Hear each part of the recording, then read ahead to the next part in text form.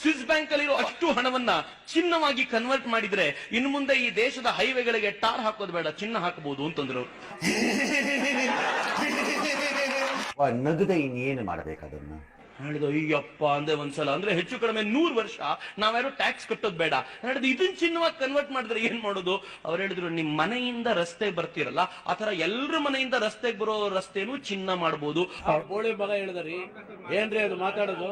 ಏನ್ ಮಾತಾಡ್ತಾರ್ರಿ? ಯಾವನ್ರಿ ಅವನು?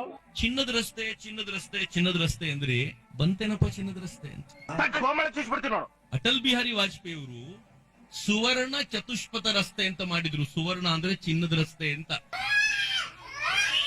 ನಿಮ್ಮ ನಾಲಿಗೆಗಳನ್ನ ತೆಗೆದುಕೊಂಡೋಗಿ ಎಲ್ಲಾದ್ರೂ ಒಂದ್ ಕಡೆ ದಫನ್ ಮಾಡ್ಬಿಡ್ಬೇಕು. ಇಷ್ಟು ವರ್ತುಲ ರಸ್ತೆ ಅಟಲ್ಜಿ ಕಾಲದಲ್ಲಿ ಆಗಿದ್ದು, ಹೊಸದೇನೂ ಇಲ್ಲ.